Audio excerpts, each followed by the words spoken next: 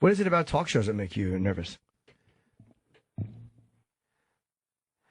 I'm a very private person, and so they're counterintuitive a little bit, I think. Because I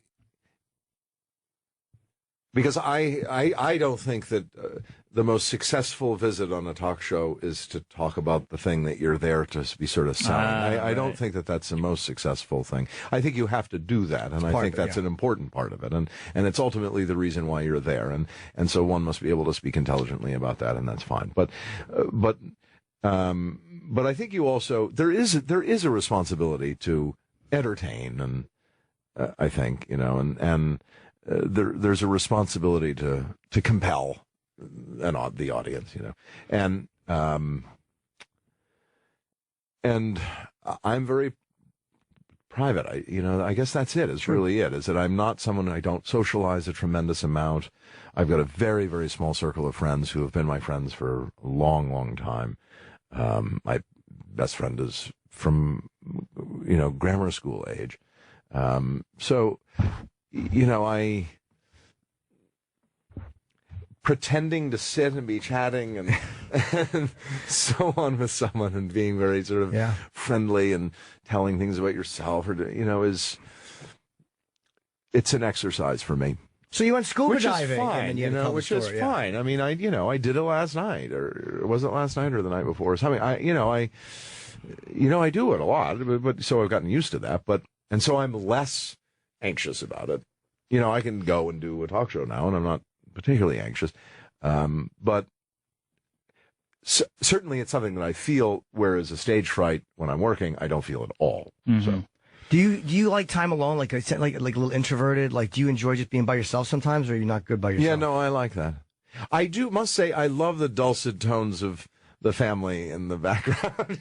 I mean, it's lovely to be lying in bed reading a book, but it's nice to hear the kids in the other room or have them run into the room and make some noise and climb on the bed and then go off and play some more and stuff. So even my own private time, it's I like the intrusion and I like of family and friends, but I also am perfectly fine on my own. A little background noise, like when I write, sometimes I can't write on the computer at home because porn sites are too overwhelming. So I have to go somewhere, like a restaurant or whatever, where there's a little background noise. Wow. Huh, okay. A little noise in the background. Not distracting, like we're talking to each other. But just not a little murmur. Yeah. A little murmur. And it kind of helps me focus on what I'm doing. You want to know something that actually calms me is during the break in the season, after we wrap the season in the spring, and we have a break, I love to travel anyway. And I have relatives overseas that I like to go and see. But I must say, there's another byproduct of traveling to a foreign country that I love, and that is to be in a restaurant or in a public setting, and all of the conversation and that ambient noise that you're hearing is a foreign language. Yeah. Is so nice, I think. There's something calming about it for me, that you aren't distracted. You really aren't distracted by it, especially if it's a foreign language you don't understand at all. Mm-hmm. You're not going to overhear something. Yeah, you just aren't distracted by it, and you're just not. It's. I don't know. I like that. I like that. To be surrounded by a foreign language is great, I think. Mr. Spader, you don't have to go overseas for that no more. No.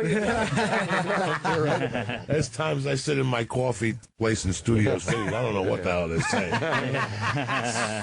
And I speak Spanish. It ain't Spanish. It's something else. But go to Queens and it's Iraqi. It's amazing that you can get that anywhere now. But that's great when you go somewhere, and even like a music from a different place. Yeah. Like even like a soft music. Yeah, well, that's the great thing about New York too. That's why I've loved New York. I think it really. It was funny. I was flying back from overseas, and I'd been in Florence and I'd been in Paris, and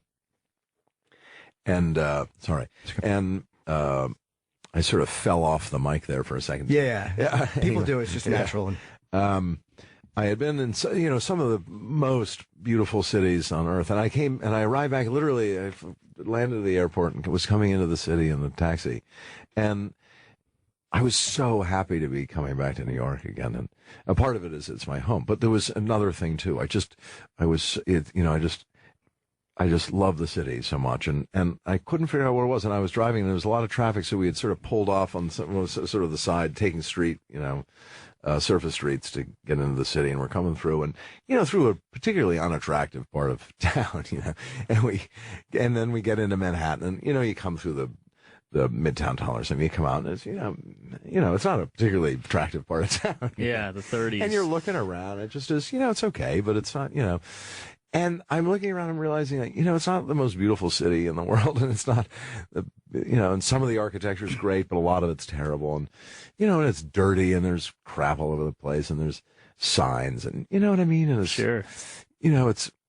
And I'm thinking to myself, what is it that's so beautiful to me? That's just, and I realize I'm not looking at the buildings, and I'm not looking at the trees. I'm looking at the people. When I am moving through the city, that's what I'm looking at. And I realize that's the beauty of the city, is its inhabitants, to see people, these great individuals from all over the world and from every part of our country. And they've all come to New York as individuals. And it's the one city on earth, I think, really, truly the one city on earth where you come here and you are absolutely yourself, and you can be that, and the city embraces that. It embraces to every individual, and whatever their identity might be.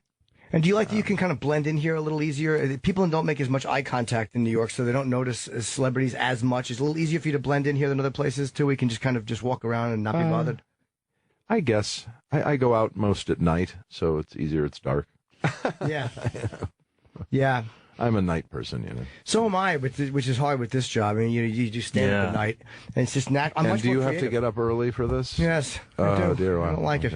But it's a fun job. But I try to do stand up before 8:30 or 9 on the weeknights. Oh, right. Okay. But it's one of those weird things where I'm more creative at 2:00 in the morning, 3:00 in the morning. If I want to write, I'll get these bursts of inspiration. And it's like just counterproductive to waking up in the morning. It stinks. Right. Yeah. Do you write things, or do you prefer to kind of get scripts? It's a combination of both.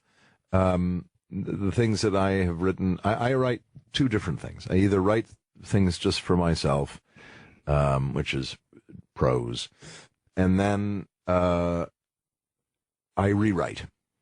What do you rewrite? The scripts you get? Scripts. Oh, so when you get a script, and we're promoting, obviously, James is promoting Blacklist. Season 4 premieres tonight at 10 o'clock on NBC.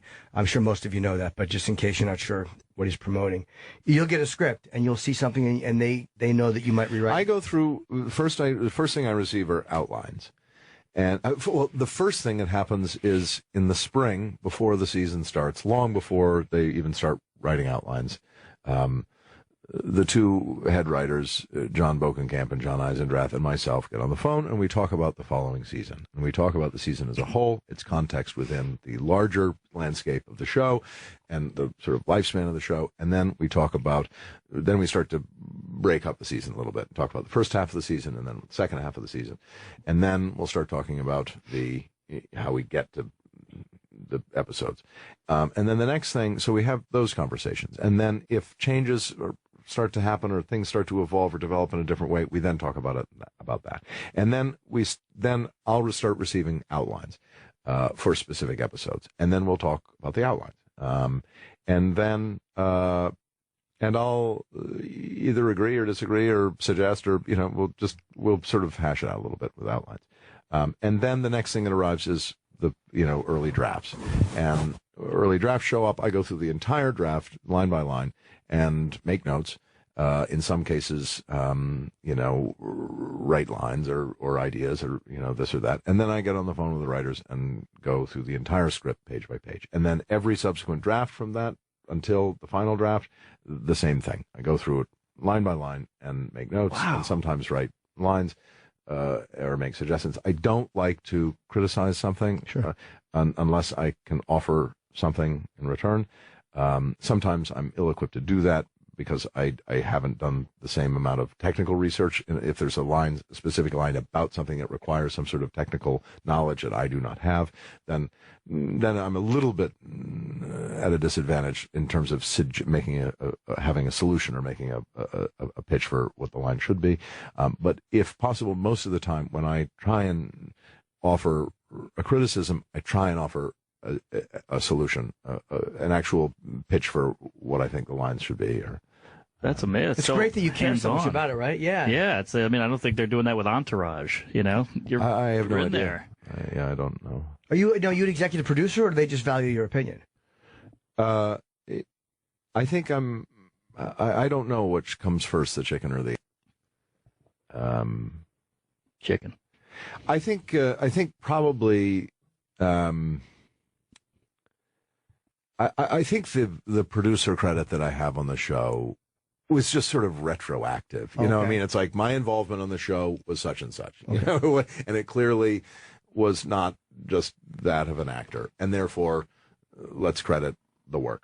That's so great, though, that you we have to wrap up, I know, but that's so great that a lot of performers just show up and do it, and you're like, no, I want this to be good, and the fact that you contribute to it, I think that's awesome. It also is, for selfish reasons, it also is a very it's a very good way to familiarize it's the process of also knowing how best to perform it, and how it serves me as an actor very, very well to have that level of involvement. Sure. Well, we're talking about Blacklist. It does season 4 premieres tonight at 10 o'clock on NBC. It's a tremendously popular show, and they're telling us that James has other interviews, and our show is done. So I'll be in Toronto Saturday. Mark will be in Wisconsin. Madison tonight, and Side Splitters in Cleveland later, and San Francisco Punchline. Listen to my podcast, Tuesdays with Stories. And Joey's going to be at the Gotham Comedy Club tomorrow and Saturday night. 2 shows. I'll be Friday, at Saturday. I'm at the Queen Elizabeth Theater Saturday, both shows. And James Spader, of course, Blacklist tonight on NBC. See you guys Tuesday morning, unless I'm dead.